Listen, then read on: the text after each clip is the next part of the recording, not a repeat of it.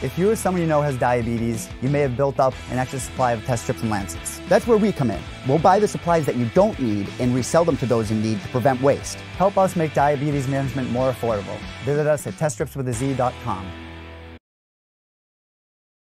All right, man, it's a home game for you. I know some of the other fighters on this card from New England have had this opportunity before. This is the first one for you. Can you even put into words what it means for a kid from Abington to step into a guard? Yeah, no, excuse me. It's very special for me to be able to be coming out here and fighting in my hometown of Boston. I was born and raised in East Boston, right down the street from here. And when I would drive by here, I never thought I'd be able to fight in a place like this. But the UFC's given me this opportunity today, and hope to take full advantage of it.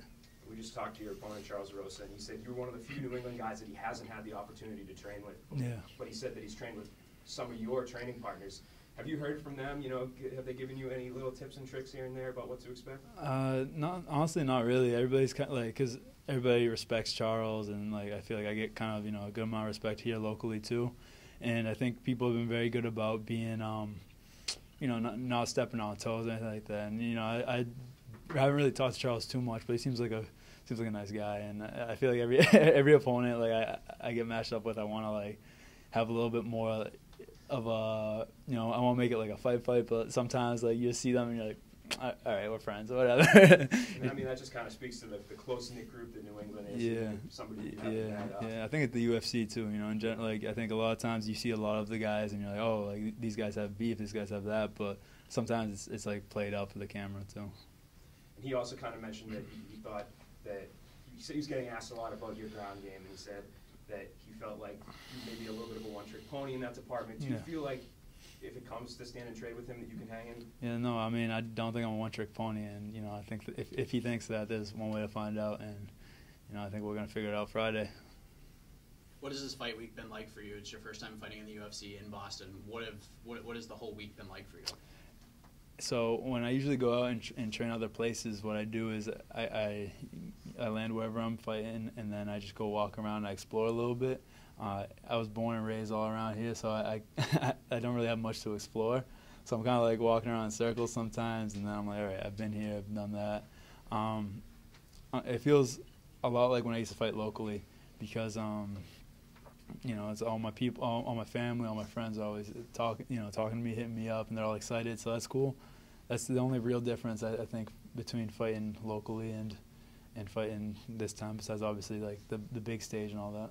Considering your familiarity with the area, what have you been able to do to sort of pass the time here? Not much, not much. I wish there was more I could be doing, but I've just been hanging in the hotel room and talking to the other fighters. So. This has been the first time in your career that you've gone into a fight trying to get back into the win column. With the last loss, is it tough to enter that mindset where you picked up your first loss? Was it easy for you to get over? Yeah, it was easy. In this sport, it's not about it's not about staying undefeated forever. It's not about just being perfect. I think a lot of fighters get into this because they got the butts kicked sometimes, or because they grew up with challenges, and I think that's a part of the sport. It's overcoming challenges and being able to step up and being able to recover, adapt, and improve. So. How much better do you feel this fight week compared to the last one? Now you're up at 45. You still have to cut a pretty good amount of weight to get to 45, but how much better do you feel this time around? I feel so. But for 135, a lot of times I would have to drain myself for 2 months first, and then the last week I'd still have 15 pounds to cut. And this is the first time I feel I get a little energy. I feel I can talk to people. I'm more tolerable. I think my friends appreciate it a little bit more too. So I feel good so far as of right now. So you feel home at 45? No, I like it. I like 45. What did you learn from your first loss? It was my first loss professionally, but being in the gym, training with other people. I know there's bad people in me out there. I know there's people that are tougher. I know there's people that are, this, that, this. But so I kind of grew up already knowing what it's like not always coming out on top. So for me, it's just another day. As long as you can pull yourself back together and get back in that win column, continue to perform.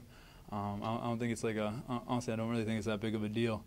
I know Jeremy Stevens is on this card, and he's a guy I reference to a lot because he's had plenty of ups, plenty of downs, and he's a guy that I think would be tough for anybody to be fighting. You know, he's a veteran of the sport, and I think to become somebody like that, you have to go through the wins, you have to go through the losses, you have to, you know, get hurt, you have to fight through injuries, all that stuff. So I think it's part of growing. It's been 2.5 years since he's last fought. How hard is it for you to game plan for a guy that you don't know what kind of improvements he's making, what kind of changes he's making? Yeah. That said, what do you expect from him? Yeah, no, I mean, I expect the best Charles Rosa that I can possibly, you know, get. He's training with ATT. He's from he's from the area. He's training with good schools around here, and then, you know, he got a great record just training locally. I think him going down to Florida and then training those guys, it should be a step up. If it's not a step up, then that's fine. Like, I'll be more prepared for that. I was talking to the fans yesterday at the open workouts. Obviously, they're all from New England. Yeah. And this fight got brought up, and I said, "Oh, I wonder who's the crowd's gonna be cheering for." Yeah. And the guy says to me, and I was surprised by this. He says, "Rosa doesn't even train here in New England. He trains down in Florida." He's like, "I'm cheering for Manny." Yeah. He really truly represents New England. Yeah. Do you agree with that? You think you represent New England harder than he does? Yeah. First of all, I mean, I like really appreciate that, you know, and it makes me happy to hear that people view me as kind of the New England guy. You know, it's tough to say with him because he is out there trying to find a better, like, you know, I don't know what his situation was before he went down there, but, you know, he took two years off and he's out there looking for the best training he can get. So I can't knock him for it, but at the same time, his nickname's Boston Strong, isn't it? Like, what's he doing in Florida? So, well, I mean, that's stupid though. It's like, it's a trivial thing.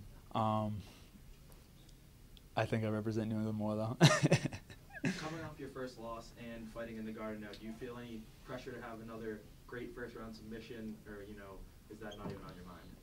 I just want to, you know, bring the best fight I can possibly bring.